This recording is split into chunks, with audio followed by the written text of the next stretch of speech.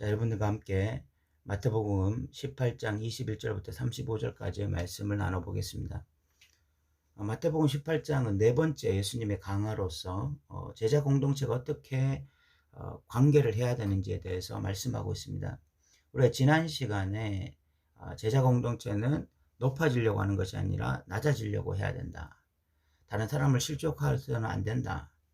그리고 한 영혼을 천하보다 귀하게 여겨야 되고, 형제가 잘못했을 때는 굉장히 신중하게 접근해야 된다. 한 사람이 은밀하게 가서 권면하고 그것을 듣지 않을 때는 두세 사람이 가고, 그래도 듣지 않을 때는 교회 전체가 가서 권면하는, 한 영혼에 대한 지대한 관심, 그것을 가지고 있는 것이 교회 공동체여야 된다. 이런 이야기를 살펴보았고, 오늘 마지막 이 강화 내용은 바로 1만 달란트 빚진 자 비유에 대한 이야기인데, 이것의 핵심은 용서입니다. 타인을 어떻게 용서하며 살 것인가 하는 부분에 대해서 말씀하고 있는데, 이 말씀은 한편으로는 우리가 1만 달란트 탕감받았다 라는 것에 대해서 깨닫게 되기 때문에 참 은혜가 되는 말씀이기도 하지만, 또 한편에서는 굉장히 섬뜩한 말씀이기도 합니다. 왜냐하면 1만 달란트 탕감받은 자가 결국은 100데나리온 빚진 자를 탕감하지 못할 때 굉장히 심각한 일이 벌어지기 때문입니다. 하나님께서 그 사람을 불쌍히 여기지 않으세요. 이런 굉장히 심각한 상황이 발생하기 때문에 우리가 이 말씀을 좀 주의 깊게 살펴볼 필요가 있습니다. 먼저 우리가 이 말씀을 좀 살펴보면, 베드로가 예수님께 나와서 이렇게 질문을 합니다. 예수님, 우리가 몇 번 다른 사람의 죄를 용서해 줘야 됩니까? 베드로는 예수님을 따라다니면서 예수님의 설교를 통해서 예수님에게 용서라고 하는 주제가 굉장히 중요한 주제라구나라는 것을 깨달았던 것 같습니다. 예수님이 주기도문을 가르치실 때도 우리가 다른 사람의 죄를 사하여 준 것처럼 우리 죄를 사하여 주십시오, 이런 기도도 하고, 예수님은 용서에 대해서 굉장히 중요하게 가르치셨어요. 베드로는 직감적으로 이 예수님의 가르침 중에 용서가 정말 중요하고, 그렇다면 우리가 용서를 어떤 식으로 해야 될까, 얼만큼 용서를 해야 될까, 이런 궁금증이 생겼던 것 같습니다. 그래서 예수님께 다른 사람의 죄를 범했을 때 몇 번 용서하면 되겠습니까? 라고 질문한 거죠. 그러면서 베드로는 7번까지 하오리까? 라고 질문합니다. 이 7번까지 하오리까? 라는 질문은 대단한 질문입니다. 왜냐하면 그 당시 통념적으로 랍비들이 가르쳤던 것이 3번까지 용서하면 된다라고 말을 했습니다. 이 3이라는 숫자도 엄청난 숫자죠. 한 사람이 죄를 범했을 때 그 동일한 죄에 대해서 3번까지 용서하는 것도 엄청난 것입니다. 그런데 베드로는 예수님을 따라다녔던 제자로서 그래도 그것보다는 한 차원 더 높은 7번을 이야기하고 있는 것입니다. 대단한 수준 아닙니까? 여러분들은 한 사람이 동일한 죄를 반복해서 범할 때 몇 번까지 용서하실 수 있을 것 같습니까? 때로는 한 번 용서해도 그거 어려운 거고, 2번 용서하면 정말 대단한 일 아니겠습니까? 3번까지 하면 정말 본인 스스로가 뿌듯해할 정도로 대단한 일인데, 베드로가 7번을 이야기하고 있으니까 상당한 수준을 이야기한 거죠. 그런데 예수님께서는 이런 베드로의 질문에 대해서 무엇이라고 대답하셨는가 하면, 7번뿐 아니라 7번을 70번까지라도 할지니라, 7번을 70번까지라도 할지니라 라고 말을 하니까 우리말 성경으로 보면 490번이 되죠. 근데 이것이 헬라어로는 7번을 70번까지라는 것이 77번인지 490번인지 정확하지가 않습니다. 그런데 77번이 되었든 아니면 490번이 되었든, 한 사람이 죄를 범했을 때에 77번을 용서한다? 불가능한 이야기입니다. 490번도 동일하고요. 그러니까 어떤 사람이 죄를 범했을 때에 그것을 용서하는 것은요, 무한대로 용서하라, 끊임없이 용서하라, 이런 말씀이에요. 참 우리 입장에서는 거의 불가능한 이야기를 지금 하고 있는 것입니다.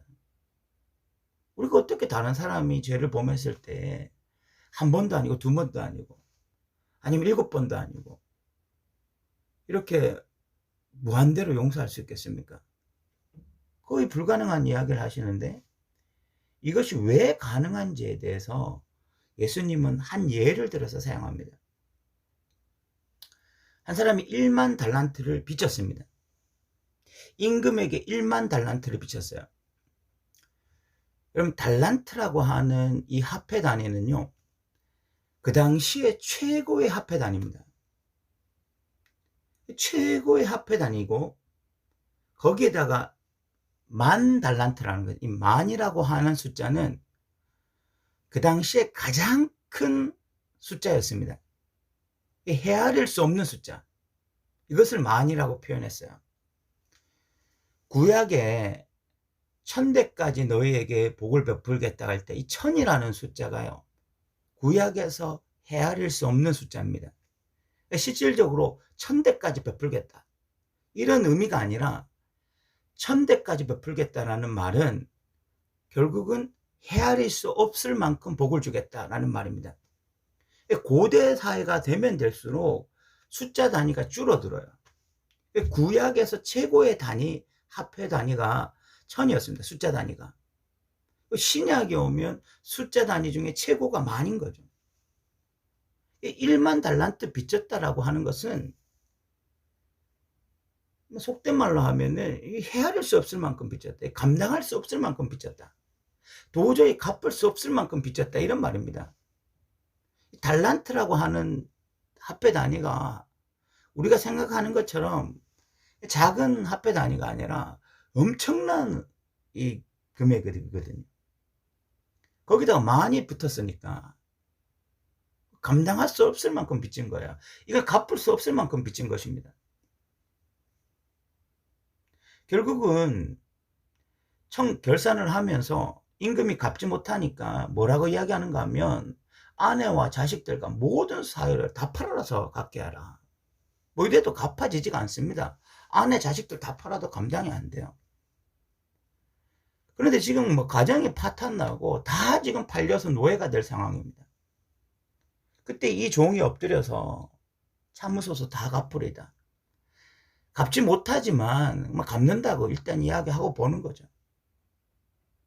근데 그 주인이, 그 사람이 그런 모습을 보고 불쌍히 여기셔서 이 1만 달란트 엄청난 금액을 그냥 탕감해 주었습니다. 엄청난 은혜를 받은 것이죠. 자기 집 전체가 한순간에 망할 수 있는, 그래서 노예로 팔려가서 그냥 인생이 한순간에 완전한 나락으로 떨어질 수 있는 이 사람이 임금의 은혜로 말미암아 감당할 수 없는 은혜, 갚을 수 없는 은혜로 말미암아 완전히 탕감을 받은 거야. 그런데 이 사람이 그렇게 은혜를 받고 용서를 받아 나오면서 자기에게 100데나리온 빚진 자가 생각이 났습니다. 1만 달란트 탕감을 받고 나오면서 100데나리온 자기에게 빚진 자가 생각이 났어요. 그래서 그 사람을 만나서 갚으라고 막 윽박을 지릅니다.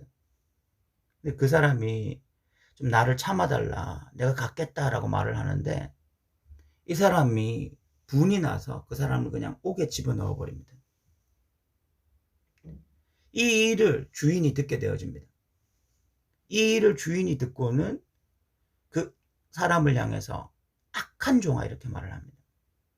그러면서 내가 빌기에 내가 내 빚을 전부 탕감하여 주었는데 내가 너를 불쌍히 여긴 것 같이 너도 내 동료를 불쌍히 여김이 마땅하지 아니하였느냐 라고 말씀하시면서 오히려 이 왕이 그 사람을 옥에 집어넣어 버립니다. 그러면서 35절에 이 비유를 마치시고 난 이후에 예수님의 말씀이, 너희가 각각 마음으로부터 형제를 용서하지 아니하면 나의 하늘 아버지께서도 너희에게 이와 같이 하시리라 라고 말씀합니다. 우리가 왜 마음으로부터 다른 사람을 용서해야 되는지 예수님이 이 비유를 통해서 말씀하셨습니다. 이 비유의 핵심이 뭡니까? 우리가 1만 달란트 탕감받았다는 것입니다. 1만 달란트를 탕감받는다는 것은 갚을 수 없는 것을 하나님이 그냥 탕감해 주셨다는 것입니다.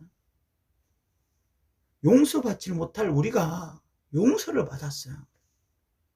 우리의 죄를 갚으려고 하면 갚을 수가 없어요. 우리가 행했던 대로 하나님이 보응하시면 우리가 감당이 안 됩니다. 그런데 우리가 하나님의 긍휼하심을 입었습니다. 하나님의 은혜를 입었습니다. 하나님의 놀라운 사랑을 체험했습니다.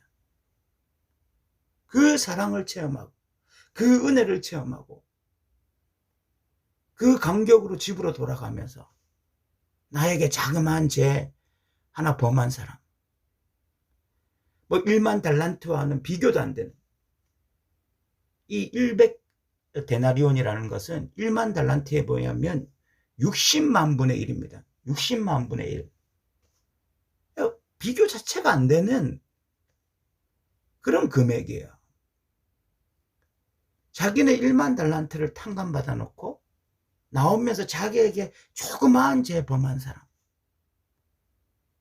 자기가 하나님 앞에서 범한 죄와는 비교도 안 되는 작은 죄 범한 사람, 그 사람을 보면서 마음에 분이 나서 그 사람을 용서하지 못할 때에 하나님이 그를 향해서 악한 종아라고 말씀하시면서 감옥에 집어넣는다는 것입니다. 그러면서 너희가 마음으로부터 용서하지 않으면 하늘 아버지께서 이와 같이 하신다. 제자가 누구인지 하나님이 분명히 입장을 밝히셨습니다. 제자는요, 이 땅에서 용서하며 사는 자다. 내가 1만 달란트 탕감받은 자라는 것을 온전히 깨달아서 하나님 앞에서 늘 감사하며, 하나님, 저 같은 죄인을 어찌 용서하셨습니까? 하고 고백하면 타인이 나에게 잘못한 것이 있더라도 내가 1만 달란트를 탕감받았는데 어찌 100데나리온을 탕감하지 못하리요? 라고 생각하면서 타인의 죄를 용납하고 받아들이며 살아가는 자들, 이 사람들이 바로 제자들이다. 그래서 겉으로만 용서하는 것이 아니라 마음으로 진심으로 용서하고 그들을 받아들여주는 것, 이것이 제자의 삶이다 라고 말씀하고 있습니다. 말씀을 전하고 있는 저는 늘 이 말씀을 볼 때마다 은혜가 되면서도 또 도전을 받게 되어집니다. 이 말씀을 보면서 참 볼 때마다 깨달아지고 볼 때마다 은혜가 있고, 그러면서도 한편으로 이 말씀을 볼 때마다 참 저의 부족한 모습, 연약한 모습에 안타까움도 있습니다. 정말 타인을 용서하며 살고 있는가? 그냥 좁쌀만한 마음으로 나만의 잣대로 다른 사람들을 함부로 평가하고 함부로 정죄하면서 살고 있지는 않은가, 이런 생각이 들 때가 있어요. 아무쪼록 이 동영상을 듣고 있는 여러분과 또 이 말씀을 전하고 있는 저 모두가 1만 달란트 탕감받았다는 사실을 늘 인식해서 이 하나님의 사랑을 늘 기억해서 우리의 남은 여생이 다른 사람들을 용서하며 살아가는 삶, 다른 사람들을 품어주며 그들을 위해서 기도하며 사는 삶이 되기를 소망해 봅니다. 오늘 또 말씀을 함께 나눌 수 있어서 감사하고 여러분 또 들어주셔서 감사합니다.